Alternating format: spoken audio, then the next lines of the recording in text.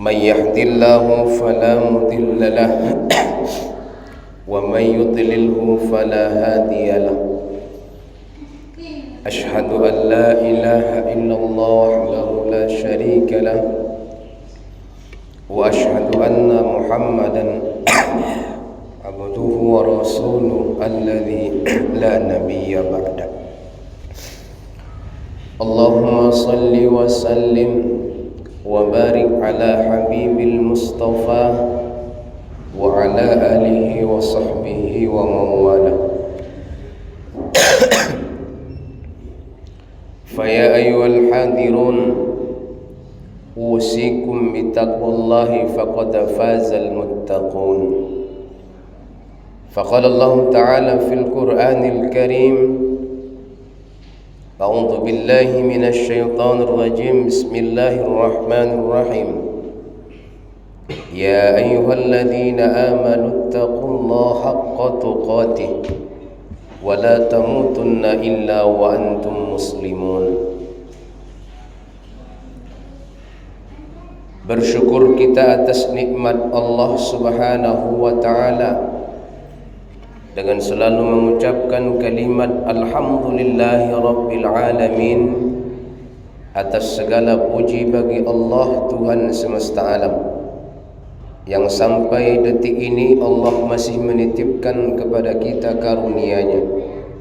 Allah masih menitipkan kepada kita nikmat-Nya, teristimewa nikmat iman dan Islam, nikmat sehat dan sempat, sehingga di tengah-tengah kesibukan kita beraktivitas, kita masih diperkenankan Allah Subhanahu wa Ta'ala untuk turut hadir memenuhi panggilan wajibnya, yaitu salat fardu Jumat yang insyaAllah sebentar lagi akan kita laksanakan.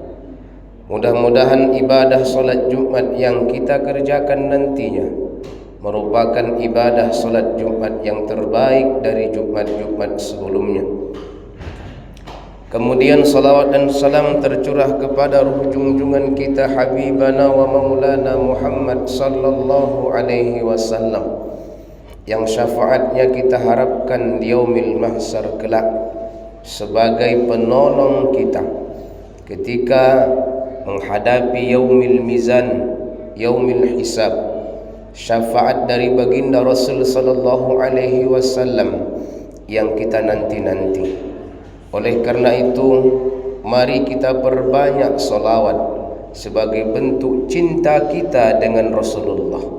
Allahumma salli ala Sayyidina Muhammad wa ala alihi Sayyidina Muhammad. Assalamu alayka ya Rasulullah. Mudah-mudahan kita termasuk ke dalam golongan umatnya yang mendapatkan pengakuan dan kita masuk ke dalam surganya Allah bersama Nabi Muhammad sallallahu alaihi wasallam. Jamaah Jumat yang dirahmati oleh Allah, melalui mimbar khutbah Jumat yang mulia ini, khatib berwasiat kepada diri khatib khususnya, umumnya kepada kita semua. Marilah kita tingkatkan iman serta ketakwaan kita kepada Allah Subhanahu wa Ta'ala dengan menjalankan segala perintah-perintah Allah dan menjauhi segala larangan-larangannya. Dengan iman dan takwa inilah kita bisa masuk ke dalam surganya Allah. Tidak ada kategori yang lain selain daripada hamba-hamba yang bertakwa, hamba-hamba yang beriman. Selain daripada itu tidak akan mampu masuk ke dalam surganya Allah. Mudah-mudahan kita termasuk ke dalam hamba-hamba yang beriman dan bertakwa. Jamaah Jumat yang dirahmati oleh Allah, adapun judul khutbah Jumat kita pada Jumat yang penuh dengan keberkahan ini adalah tazkiyatun nafs. Ma'asyiral muslimin, jamaah Jumat yang dirahmati oleh Allah, tazkiyatun nafs artinya adalah mensucikan, membenahi, membersihkan diri masing-masing. Allah Subhanahu wa ta'ala banyak menyebutkan di dalam Al-Quran pasal tentang masalah taubat. Salah satu tazkiyatun nafs ini adalah bertaubat kepada Allah Subhanahu wa ta'ala. Kita adalah hamba Allah yang tinggal di bumi Allah, makan dari hasil bumi Allah, dan kita akan kembali ke bumi Allah. Tentu banyak dosa yang kita kerjakan selama hidup di dunia ini. Dosa yang tercipta dari seluruh anggota tubuh kita, dari ujung rambut sampai ujung kaki, mulai terhitung kita sebagai manusia yang dibebankan hukum syariat hingga saat ini. Tentu banyak dosa yang kita kerjakan. Maka tazkiyatun nafs ini perlu sekali kita tanamkan di dalam diri kita, agar kita bisa bermanfaat hidup di dunia dan di akhirat Allah Subhanahu wa ta'ala, yaitu perbanyak taubat. Tubu ilallahi taubatan nasuha, kata Allah, bertaubatlah kamu kepadaku, kata Allah Subhanahu wa ta'ala, dengan taubat yang sesungguhnya. Taubatan nasuha itu adalah taubatan yang sebenar-benarnya taubat. Taubat artinya kembali kepada Allah, kembali kepada jalan yang benar, kembali kepada jalan yang diridhai Allah Subhanahu wa ta'ala, yang tercipta hari ini dari seluruh perbuatan-perbuatan kita, dari tangan kita, mulut kita, mata kita. Banyak dosa-dosa yang kita kerjakan.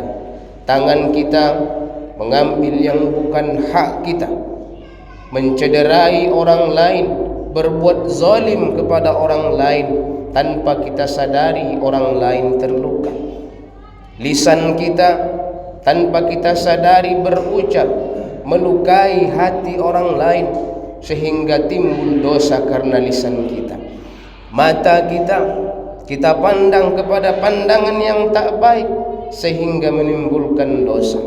Inilah barangkali kenapa doa-doa yang kita munajatkan tidak diijabah Allah Subhanahu wa ta'ala. Kita meminta kepada Allah, kita bermunajat setiap waktu, 5 waktu sehari semalam, tetapi kita lupa untuk beristighfar. Bertaubat kepada Allah adalah dengan jalan wastaghfiru, istighfar, memohon ampun kepada Allah Subhanahu wa ta'ala. Di dalam kitab Riyadhus Shalihin yang ditulis oleh Imam An-Nawawi dijelaskan Rasulullah sallallahu alaihi wasallam, ya ayyuhan nas, wahai manusia, kata Rasulullah sallallahu alaihi wasallam, tubu ilallah, taubatlah kamu kepada Allah. Fa inni, sesungguhnya aku, kata Rasulullah, atubu fi kulli yaumin mi'ata marrah, sesungguhnya aku bertaubat kepada Allah Subhanahu wa ta'ala setiap hari, kata Rasulullah, sebanyak mi'ata marrah, 100 kali. Bayangkan saudaraku, Nabi Muhammad sallallahu alaihi wasallam, orang yang dijamin maksum hidupnya, orang yang dijamin bebas dari siksa api neraka dan azab kubur, orang yang dijamin hidupnya akan masuk ke dalam surganya Allah tanpa hisab, orang yang dijamin nanti ketika di yaumil mahsyar akan memberikan syafaat sebesar-besarnya, syafaatan li ummah, kepada umatnya, orang yang dijamin saja oleh Allah masuk ke dalam surganya Allah, bertaubat, beristighfar kepada Allah setiap hari mi'ata marrah, 100 kali. Dalam riwayat hadis Bukhari dan dalam hadis riwayat Muslim, 70 marrah, 70 kali. Artinya adalah bahwa kita hamba Allah yang tak luput dari dosa, hendaklah kita beristighfar setiap hari 100 kali sebagaimana Rasulullah contohkan, bahkan kalau bisa lebih daripada 100 kali, karena dosa yang kita kerjakan ini, dosa yang kita lakukan sudah banyak. Rasulullah ditanya oleh sahabat, ya Rasulullah, kenapa engkau beristighfar sebanyak 100 kali ya Rasulullah? Bukankah hidupmu dijamin Allah masuk ke dalam surga? Bukankah Allah jamin engkau maksum, terhindar dari segala dosa, terhindar dari segala fitnah? Engkau adalah manusia suci ya Allah, ya Rasulullah. Kenapa engkau beristighfar? Dengan simpel Rasulullah menjawab, saking dia takut dan khawatir para sahabat ini tak mau mengamalkan istighfar 100 kali. Mungkin ketika aku tadi berjalan dari rumah menuju masjid, aku terinjak, aku menginjak seekor semut, lalu ia mati, maka aku memohon ampun kepada Allah Subhanahu wa ta'ala.